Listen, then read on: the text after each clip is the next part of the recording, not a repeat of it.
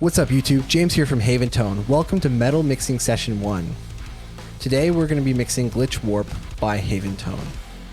In the description below you can download these stems. So go to the description, download the stems, import them into your DAW, and let's get mixing.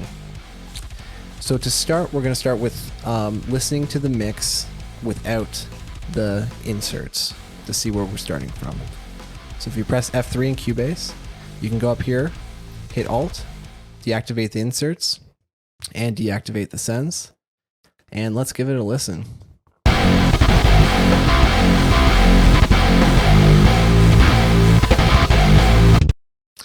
And then let's activate them to see what we're going to end up with.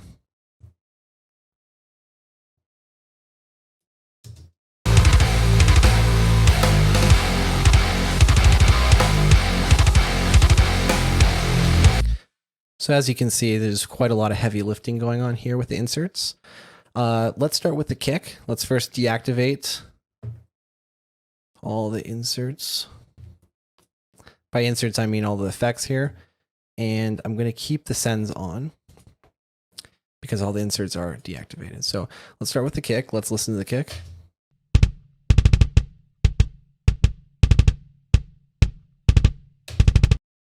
That sounds like a raw kick you would hear in a metal context. Let's listen to the kick in.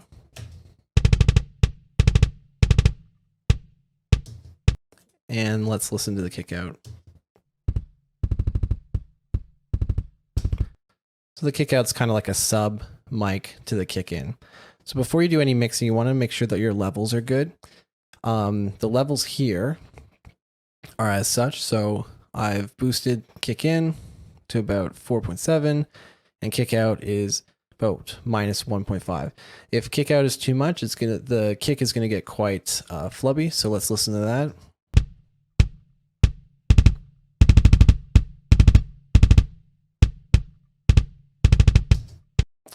So as you can hear there, yeah, that's a good amount there.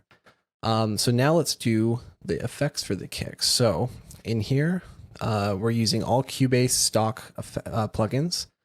So let's do the frequency here. So frequency is just a multiband EQ, graphical multiband EQ. So let's engage that and see what it sounds like.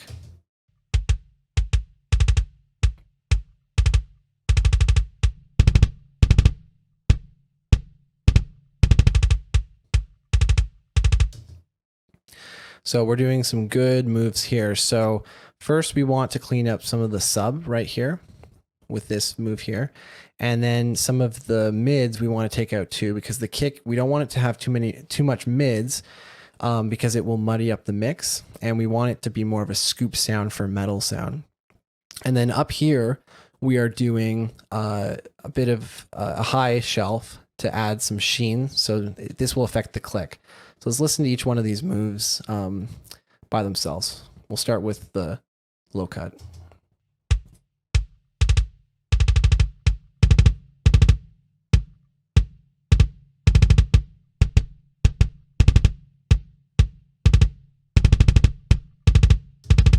And then let's add in the first mid cut.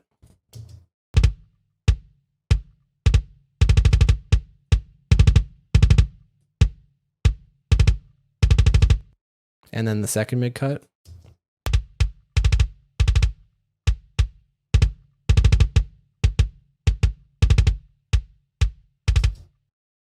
And then let's add in the high end.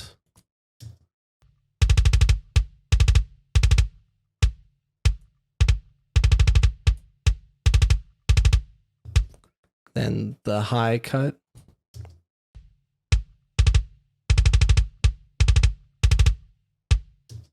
And then I was hearing this click was a little bit too clicky in about the 5K region, so I added this slight cut here. Let's just find a place where there is a kick.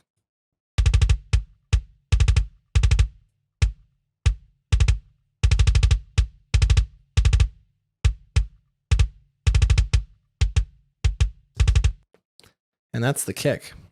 So before we go any further, let me activate the master bus. I like to do this to prevent any clipping, and also to kind of mix into something that would be a finished product sound. So I'll go through the master bus at the end, but we're just going to engage these plugins here just so we can hear everything in the context of kind of a finished, polished sound. So next for the kick, let's do the compressor. Let's listen to that. I'm going to activate auto gain here just so we can compare.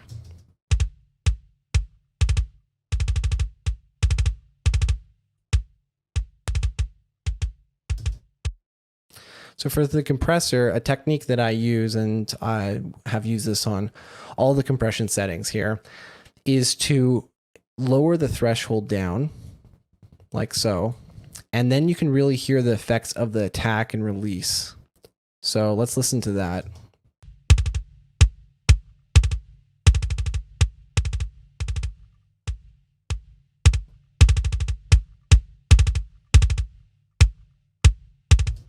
So when the attack is really quick, you don't hear any punch. When it's too slow, there's too much that comes in there. Oh, let me open this again. There's too much that comes in there. So what we're going to do is then listen to the release.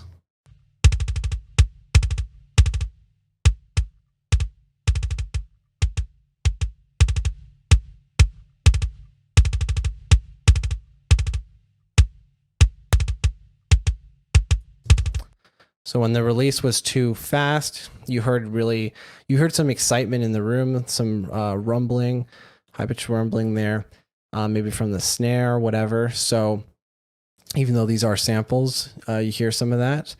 And then if it's too long, the double kick gets squashed. So once you've found the right settings for your attack and release, just bring up the threshold.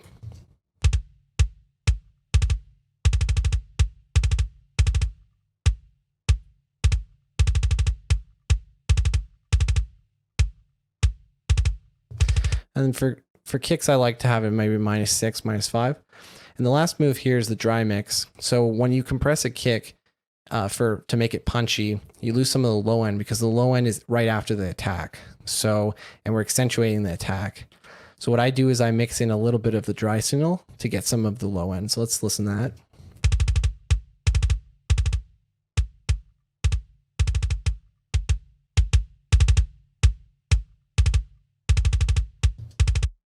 So for this plugin, when this is 0, it is just the compressed signal. So that was the compression for the kicks. Next is quadrifuzz, which is a saturator. Let's listen to that. Oh, let me turn it back on. So I want to just add a little bit more volume to the kick there. So I took off auto gain.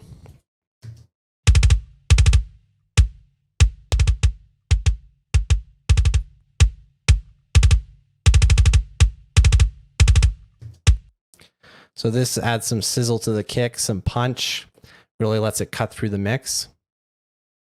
And yeah, so that's quadrifuzz for the kick. And the last thing for the kick is I'm running a parallel bus here with more distortion. So let's listen to that.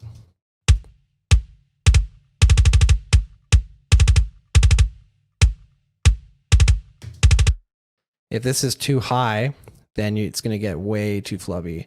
I've also allowed just the high end to come into this, like so. So it just distorts the high end, not the low end, because it would get too flubby. Let's hear when this is super high.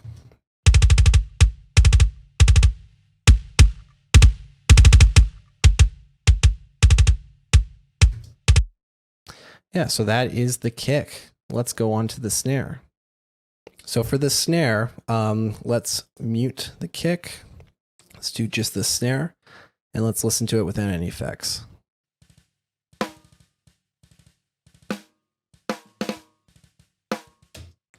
So for the snare, we have a top mic and a bottom mic. The top mic sounds more like what you would expect for a snare.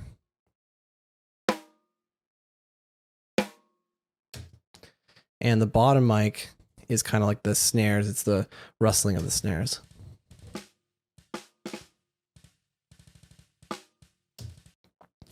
So I just want to mix this, the the levels appropriately here. You can also hear some bleed from the bottom mic to add realism. So let's start with the first effect, another EQ.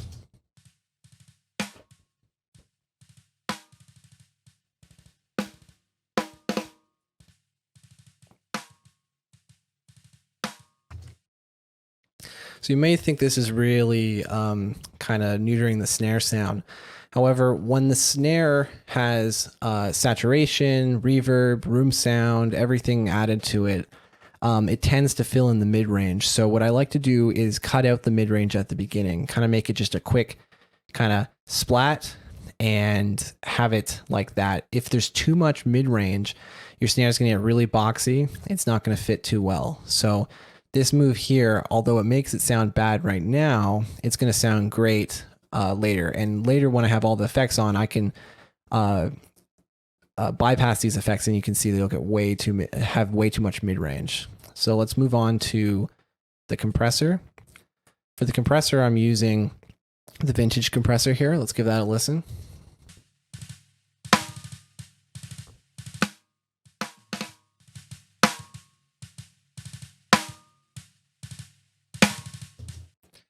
So the compressor has kind of like the kick, slowish attack to get the attack through from the snare, but a pretty fast release to kind of make the end of the snare note explode. We really want to hear that kind of room sound to it.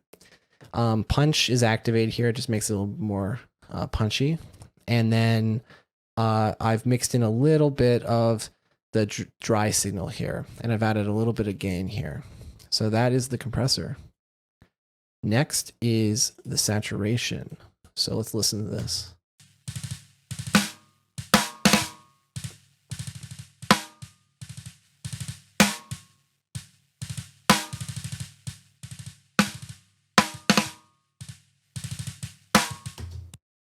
So this adds a little sizzle to the snare. It also helps tame that super punchy attack that we've dialed in with the compressor. And it might sound a little bit too overcooked right now, but in the context of the mix, that's what you need to do to get the snare to bounce out. Oftentimes, you can't get the snare to really jump out of the mix, and using a saturation or a distortion or something like that does a good job as long as you don't overdo it. And then next is the reverb.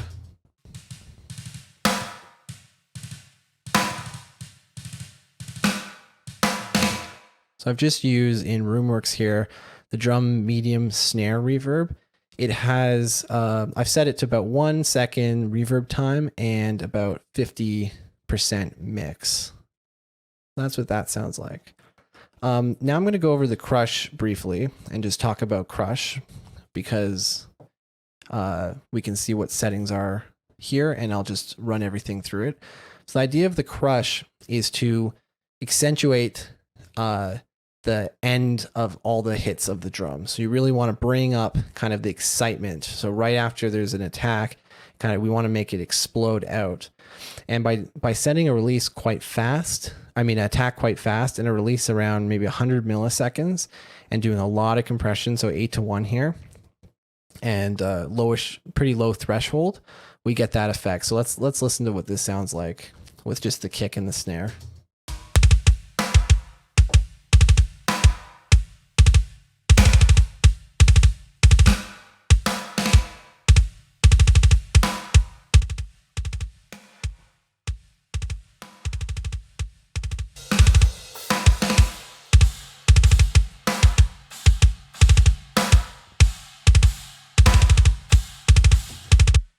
So this adds a little bit of excitement to the drums, especially when we've fully processed all of the drums, so the overhead and ambient.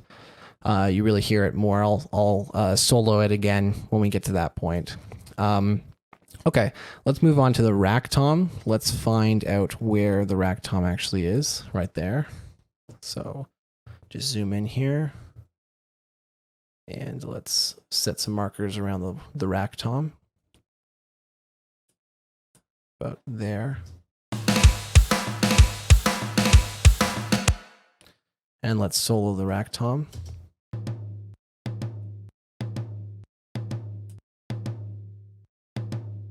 And let's start with the EQ. So for this, it's kind of like the kick. We want to tame some of the low ends. We want to make it less boxy here with a mid cut. And we want to add a little bit of click to the toms here. So let's listen to what that sounds like.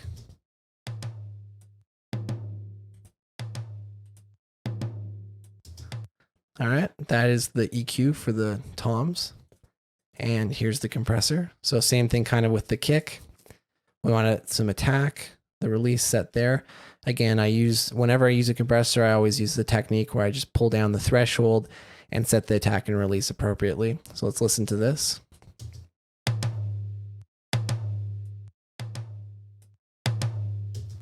So we're giving a bit of volume too there. So let's listen.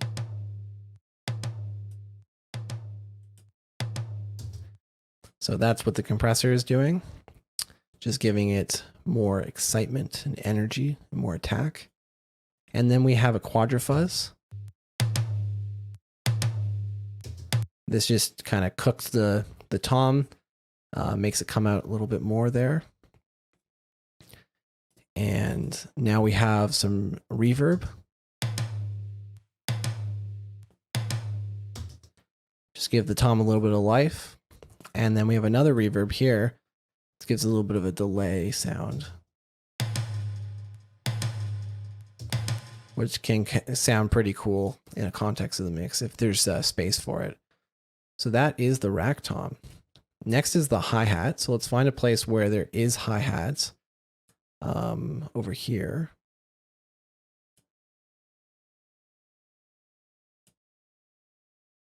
So there's a hi-hat here.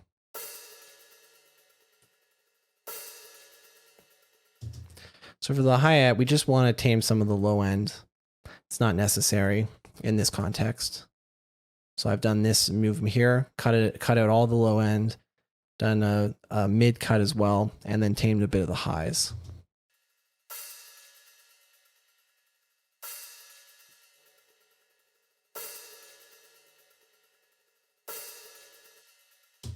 So that is what's happening for the hi-hat.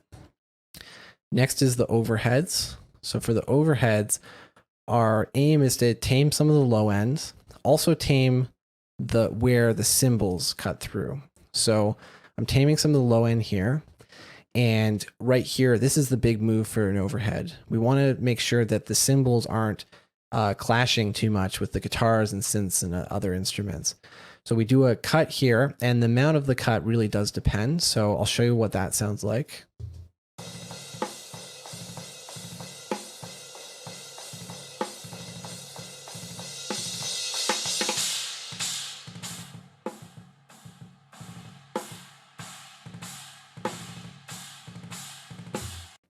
So around there sounded good to me.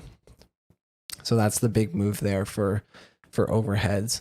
The next thing is a compressor. So the aim of this compressor is to get some life out of these overheads. So let's give that a listen. We'll set the automatic gain so you can hear the difference.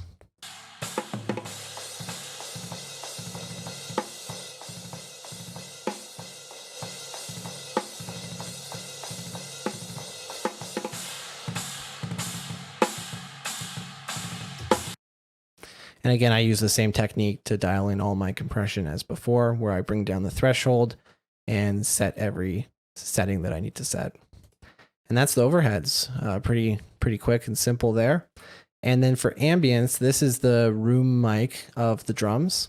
It's similar thing. So this is without any effects. And then let's engage the EQ. So very similar to the overhead. You can pretty much copy over the settings, but then tweak them a little bit to what sounds good. And then also the compressor.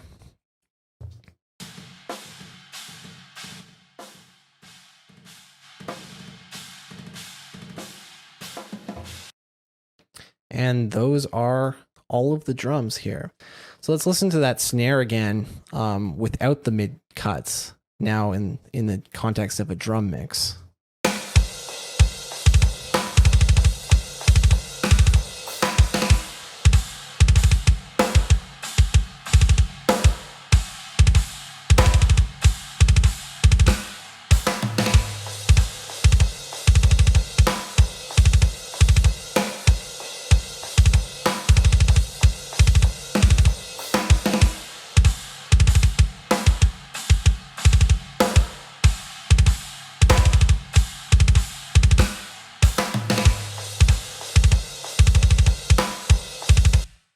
So it makes the snare a little lighter there.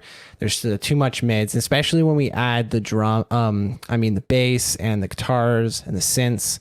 It really does make a difference there. So those are the drums. Now let's get on to the bass. So for the bass, let's just solo it without any effects.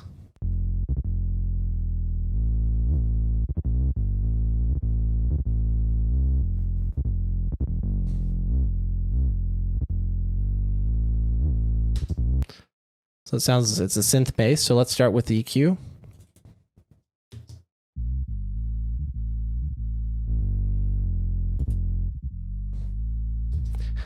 So I pretty much just cut out everything above, 200 hertz here, because I want this bass to just be the low end. There's a lot of other instruments that happen in this song, so I just want to lock down the low end. I wouldn't do this necessarily with bass guitar, maybe for the low end of the bass guitar, but I just want to get this area here, so just the low end.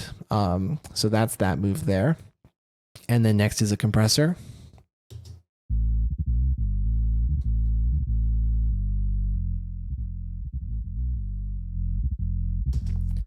So just bring it up a little bit in volume and also bring it up front a bit. I'm doing a fast attack because I just want everything to be kind of evenly compressed. Okay, next thing is a multiband. So I got to activate our drums now. So the idea with this multiband is to create room. So the bass, the kick drum, and the bass need to mesh well. And I want the kick drum to dominate in the low end when it's happening. So what I've done is I've sidechained in Cubase. I hit the sidechain button here, and I've hooked up the kick in. And then what will happen is when the kick engages, this will then duck out some of the low end of the bass. So let's listen to that.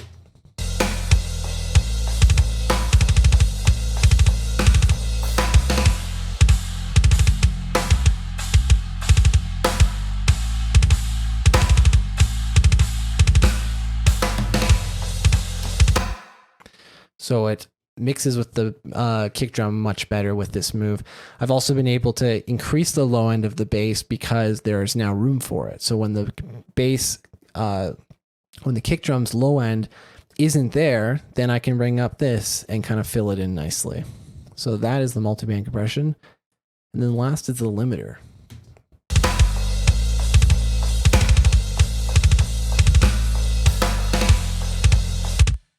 So just further kind of compression here.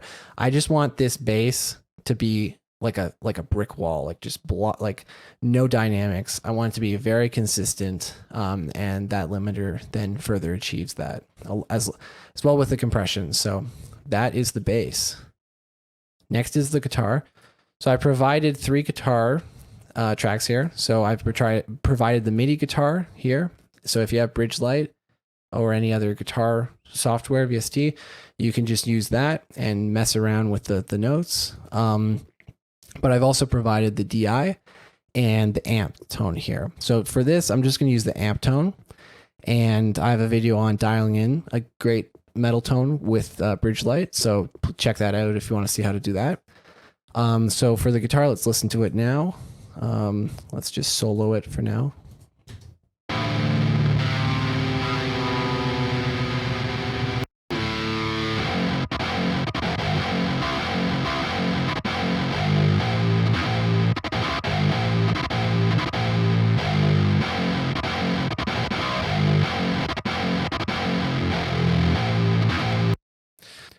Okay, let's look at the EQ of the guitar.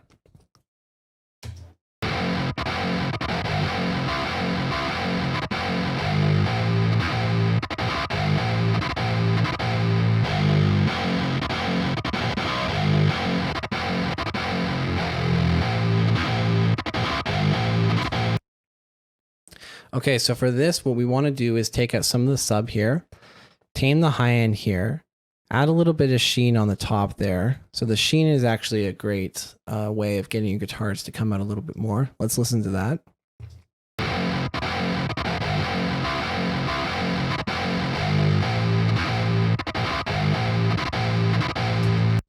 And let's listen to the effect of the low cut here.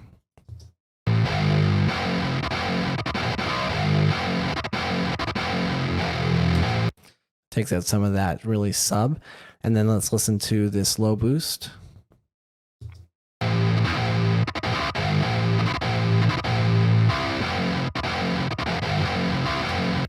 And a little bit of a mid cut there.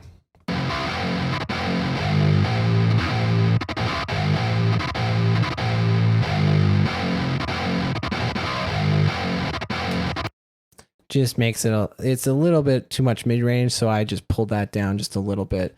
Helps tame the mid-range a bit there. And then another thing I do with guitars is I try to take out some of, there's some whistling frequencies, because when you have a guitar amp or saturation, the frequencies can start stacking up on each other and you can get these whistles. So let's listen to what happens when I disengage 6, band 6 here.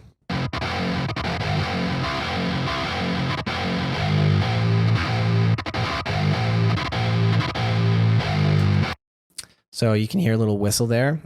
If it's hard to hear, I'm going to increase the gain so you can hear what it sounds like.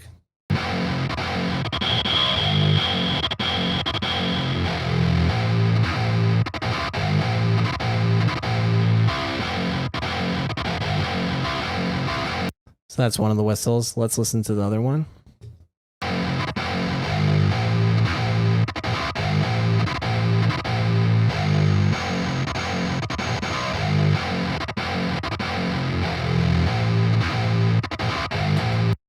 So yeah, that's the EQ for the guitar. And then next is the quadrifuzz. So this is what makes the guitar really in your face, and that's what we're going for this song. Let's listen to that in the context of the mix.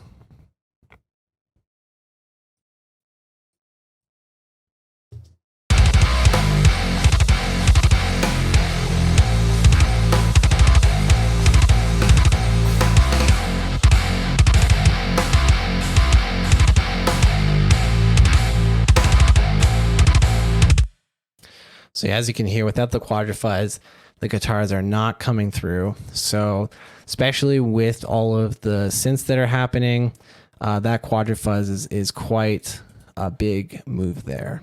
For this, I'm trying to add some width here, trying to add some saturation on the high end, and I'm just pulling down the mid-range a bit because saturation usually tends to create a little bit more mid-range, so I'm pulling it down there to counteract that. Okay, so the next thing is the synths. So we'll start with some of the intro synths here. Let's listen to them by themselves. Let's listen to this one.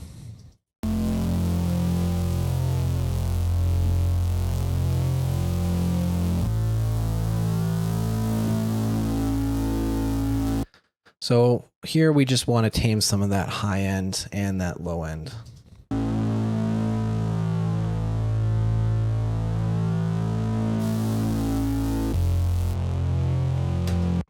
And that's the move for that synth there. And then the other intro effect here, this is kind of like a ambient sort of sound.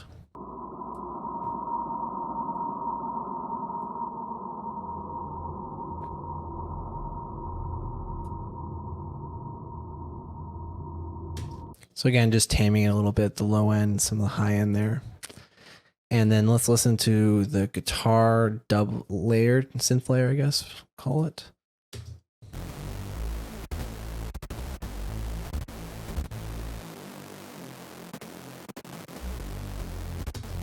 So I'm just cutting out some bass there. There's no need for this to have bass. We have already a bass. The guitar has some bass in it, the drums, so just cut it out. But we don't want to cut too much because then there's no power. So I just kind of want this to be kind of like a almost indistinguishable from the guitar. So that's what that sounds like. And then I'm going to quadrifuzz this as well.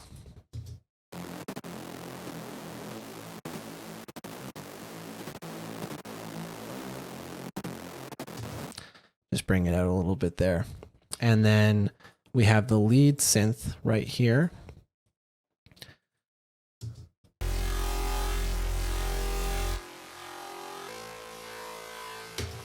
So right here, I'm cutting out some of the lows, boosting at 1K so it pokes through a little more, and then taming some of that annoying high end there.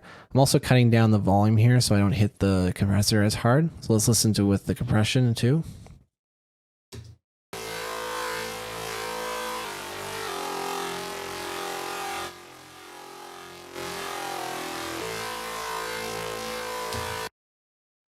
So that is the lead synth. And then let's listen to this and look at the master. Oh, we still have actually the swell here. There's nothing on here for the swell. Just get the level right. And yeah, that's the swell just sounds like this. Okay, let's look at the master. So for the master, I've had it engaged because I want to mix into it. Because it gives kind of a finished sound here. So let's listen to the song and engage the EQ.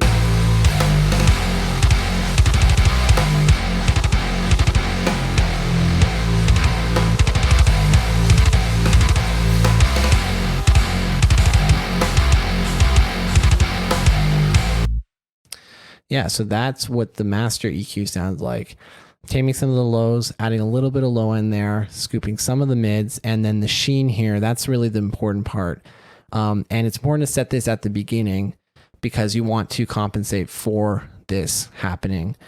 Without this, it's going to sound very dull. So listen to this.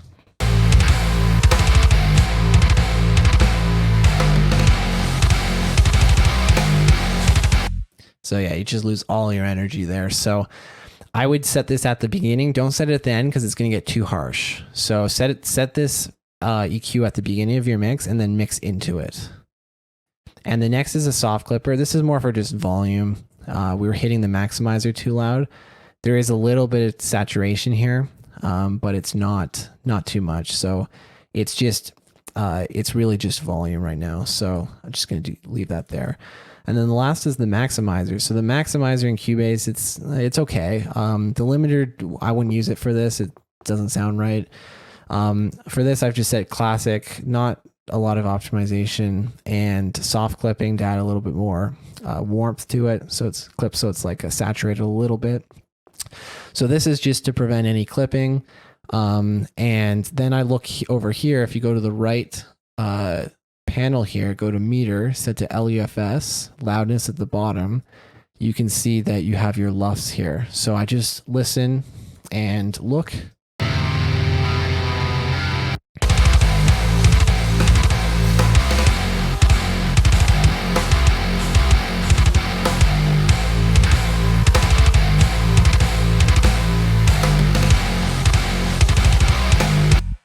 And as you can see, we're at around minus, let's see here.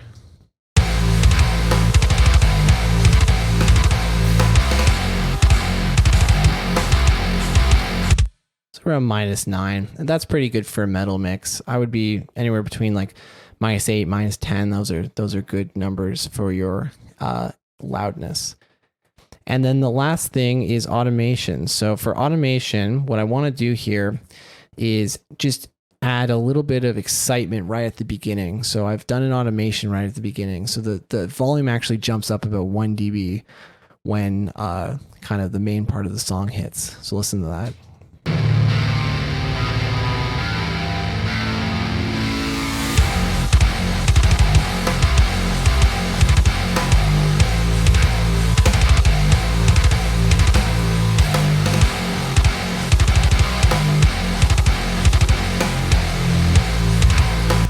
So it just adds a little excitement. Without that, we get this.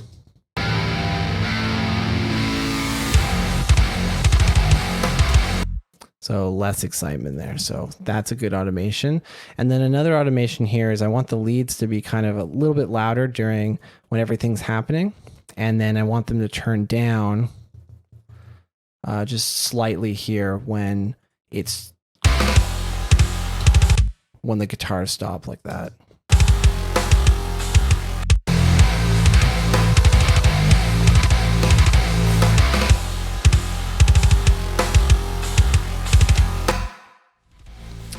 All right, so yeah, that is the mix. If you like this, please like and subscribe, and have a great day.